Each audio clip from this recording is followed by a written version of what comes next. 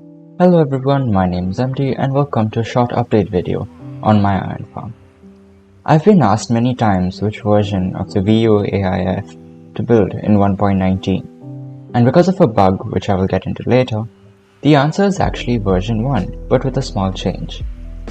I finally stopped being lazy and decided to do a full rework of the clock circuit for the farms, so now it has no toggle states and is less prone to breaking.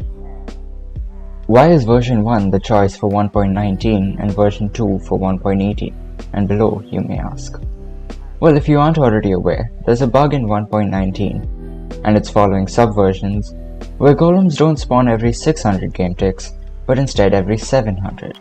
I link a great video on it by Nico is Lost in the cards so you can get a full explanation.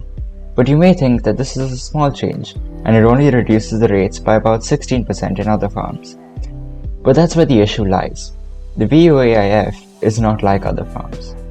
It is designed around very tight timings where even the clock being off by a game tick can make the rates drop. In 1.18 and below, version 2 was the one to build. It had 6 cells a side and a 100 game tick clock, so with the golem cooldown of 600 game ticks, it matched perfectly, and the best rates were achievable. In 1.19, however, with this bug of 700 game tick cooldown, the syncing of the farm to the cooldown completely breaks down, and you get around half the expected rates. Even adjusting the clock to the closest time of 118 game ticks only gets the farm to produce over 8000 iron per hour. So while version 2 works in 1.19, it's just not as good as it used to be. If you already have version 2 built, don't worry too much.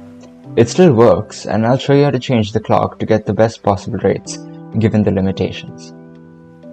Here's where things get interesting. Version 1 of the VUAIF, with the updated clock in 1.19, makes 11,000 iron per hour. This is because version 1 has 7 cells a side, and with a 100 game tick clock, it matches the 700 game tick cooldown, while still getting 4 golems every 100 game ticks like version 2 used to do. The reason version 1 has 7 cells a side is actually because I was misinformed about the cooldown when designing it. So the farm was actually ahead of its time.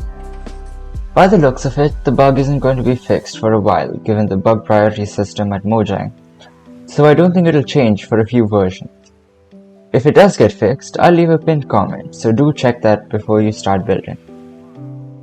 I won't be doing a build tutorial for version 1, but it's quite similar to version 2, so the build steps for a lot of it are the same. Lightmatics for both version 1 and version 2 with updated clocks will be on the NubTech Discord, and if you don't know how to use Lightmatica, I'll link a video for that. If you really don't want to use Lightmatica, there will be a world download too. I'll quickly show you how to modify the clock in your existing version 2 design. First, temporarily remove all 4 of the selected items so all the villagers get lowered. Then remove the old clock and pillager circuit. Now come onto the pillager and build a hopper timer like so. 2 hoppers pointing into each other, blocks diagonally below them on opposite sides, comparators facing away into blocks, dust on those blocks, and sticky piston on the left with a regular piston on the right facing inwards. Then put a redstone block on the hopper and 6 items in the hopper. Diagonally above the open hopper, put a sticky piston facing upwards under the pillager floor. Now on the right side, take 2 blocks with full delay repeaters above into a block with a sideways piston below. Place an observer like so, with glass above, then diagonal to that add another block and a note block on the rail side. You should see the rails flash. From above the note block, place a line of blocks all the way back to the sticky piston. Place a block diagonally up and 1 more with a gap in between here.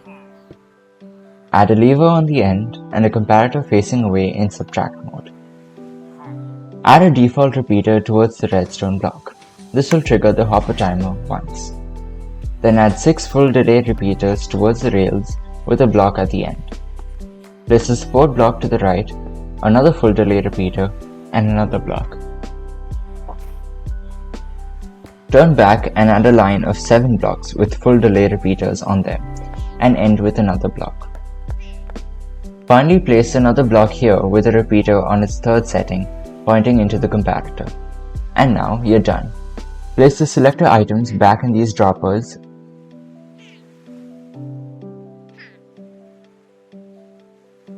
and you can turn the farm on safely.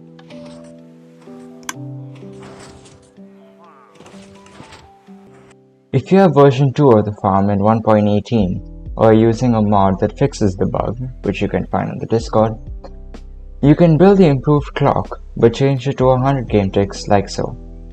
First, remove these two repeaters and then move the end of the clock in like so.